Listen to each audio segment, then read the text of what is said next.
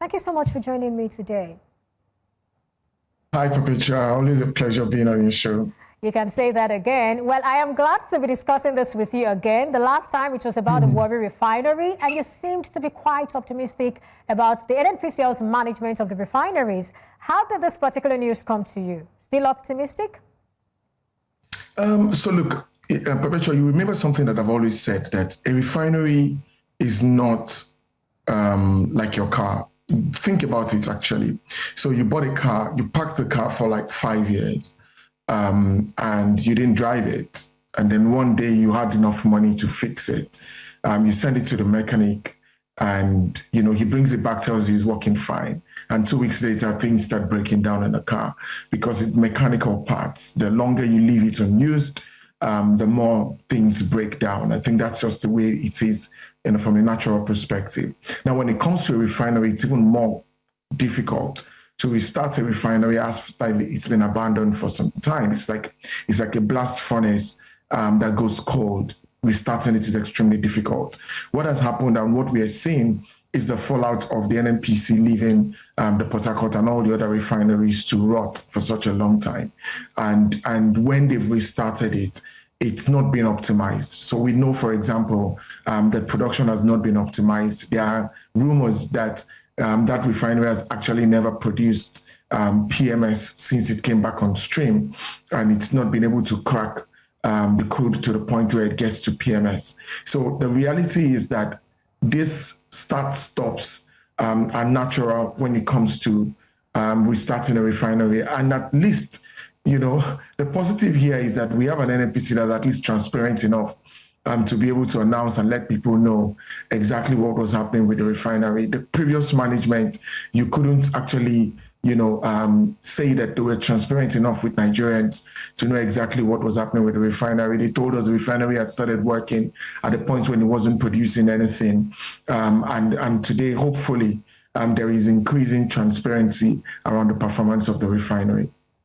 So let's talk about this. I mean, what's your perspective on EFCC's ongoing probe of NNPCL officials, including former Group Managing Director Mele Kyari, over the alleged mismanagement of $2.8 billion allocated for refinery rehabilitation? I'm asking this question because you still seem quite, you know, I'm not going to say. Now, this includes $1.56 billion for Port Harcourt Refinery, $740.6 million for Kaduna Refinery, and we're seeing about $700 million for Warri Refinery.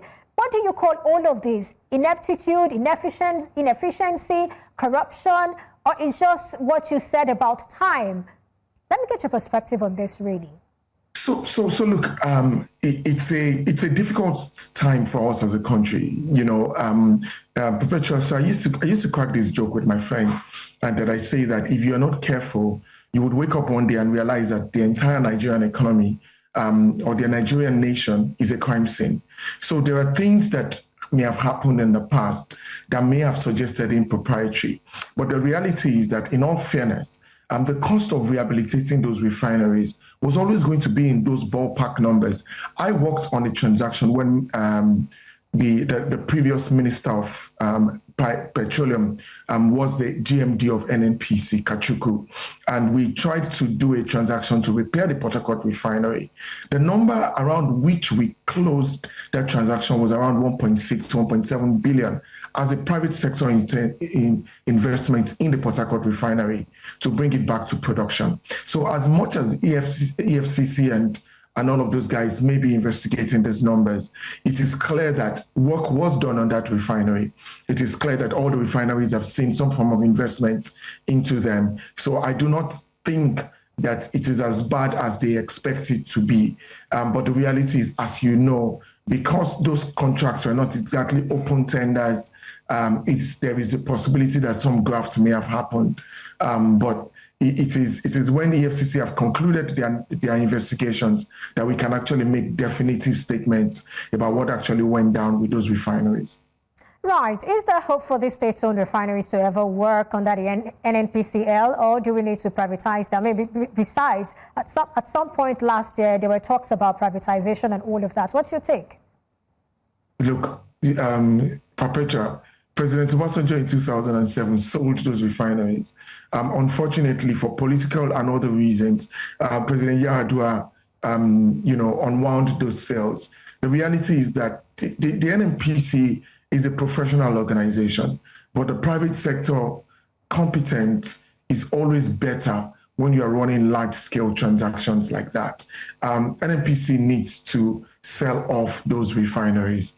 It's the story we've been screaming for the past 20 years, and that hasn't changed. The private sector are best equipped to do a proper turnaround maintenance and ensure that the refinery delivers long-term. Okay, so is there hope for the state-owned refineries to sort of help us deliver the desired net petrol and petroleum product exporter status in Nigeria? And I wanted to also tie this to, what's happening. We don't care anymore, We already have the Dangote refinery. We have Bua refinery. In another few years, Nigeria would have enough production capacity to ensure that we're net importers we're net exporters of petroleum products. If the NNPC wants to play in that space, it would need to invest and upgrade. It's just the reality of that space.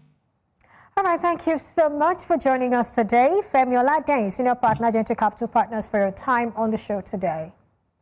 Thank you, Perpetua.